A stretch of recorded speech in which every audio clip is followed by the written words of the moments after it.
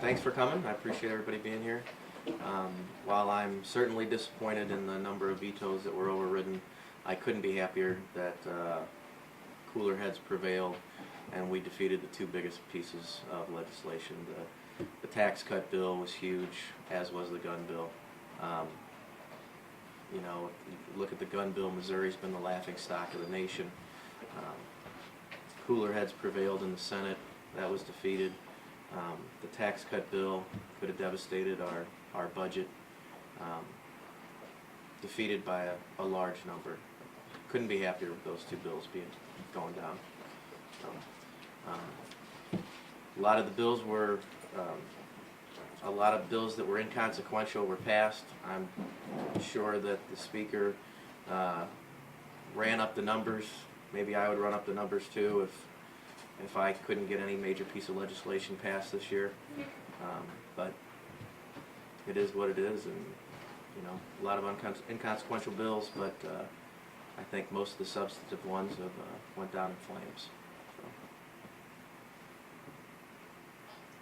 There were some 109 votes. I haven't looked at all the numbers, but it seemed like in every one of those 109 votes there was a Democrat or two involved. I don't think it was everyone, but there was a large number of them. What does certainly. that say to you about caucus discipline and the supermajority? Well, I will tell you this, that you know, we've always said we're the big tent party. We don't threaten our people. We don't twist their arms. You know, we try to keep our members informed and hope they vote the right way. But at the end of the day, they have to vote their district, and we are not in the process. We are not in the habit of punishing our members for voting one way or another. Certainly, we hope that they stick with us.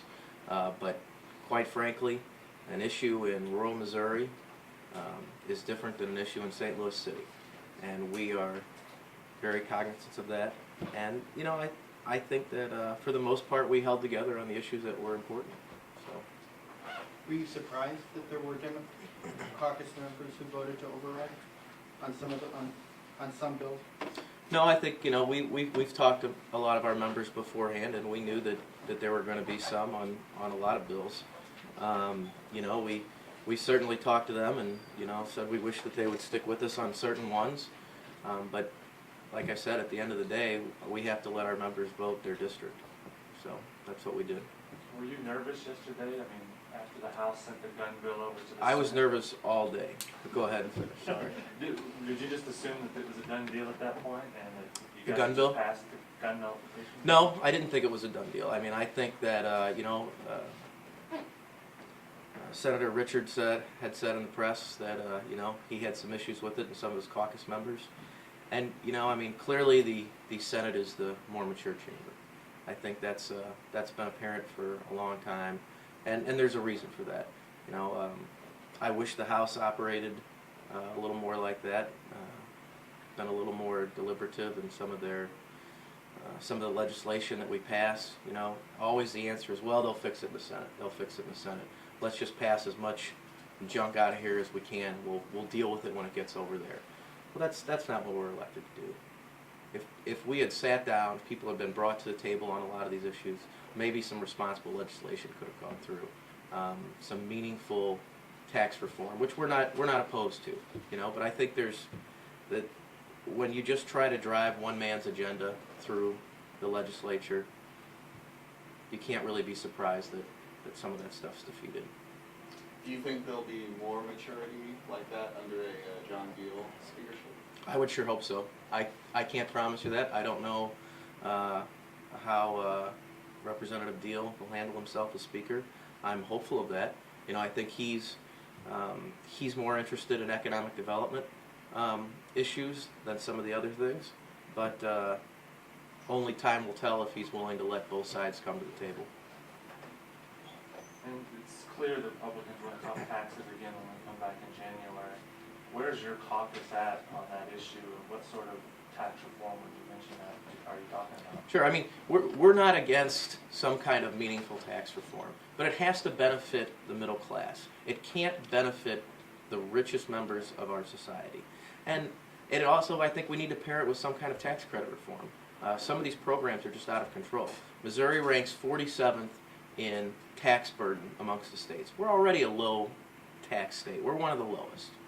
if you want to give a tax break to middle class people that are out there struggling every day, trying to put their kids through college, then we will come to the table.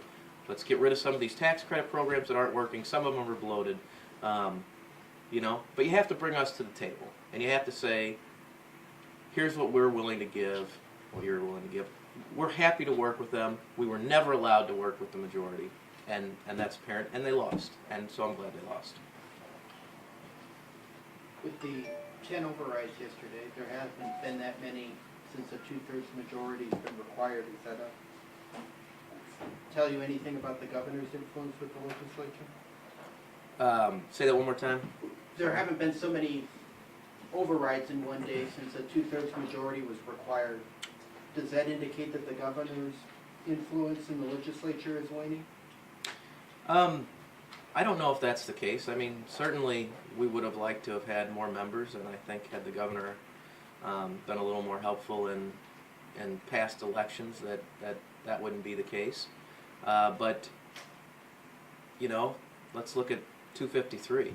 The governor went out and campaigned across the state on the most important issue of the session. He took on a multi-billionaire that thought he could buy another bill, another election, and he beat him. And he didn't beat him by a small amount. He beat him substantially. So I don't think that's necessarily the case when the governor wants to get something done. I think he can get it done if he puts his mind to it. So I don't think that's necessarily the case. I think the majority party was going to run up the numbers one way or another. They wanted to have a historic day. They wanted to have the record set, and they did. But they didn't pass any of their really important legislation. As they'll tell you, they think this is a red state. They hold supermajorities in both chambers. They couldn't get a gun bill or a tax cut passed. So that tells me that their platform is not working. Is that to say that the number of overrides is less significant than what was overridden in terms I of think judging that's- the session? I think that's absolutely the case. That's absolutely the case. You mentioned the governor's campaign on the tax cut. Are you hopeful that that's a sign of things to come, that this will be much more active in the future, in helping you guys in your races, or just helping out on issues? I welcome any help from the governor on issues or campaigns. We'd love to have him, you know, on the campaign front. The good news is that we have statewide elected officials in Chris Koster, Claire McCaskill, Clint Zweifel, Jason Kander, that are now going to make legislative races in both the House and Senate a priority. And I can't thank them enough for that, and we're very excited for their help in the future.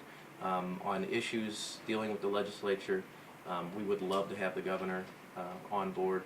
We went out there with him on this tax cut bill. We knew how important it was, and we can work together on that and anything else that he deems necessary. I mean, we campaigned for the Medicaid issue, and we're going to continue to do that.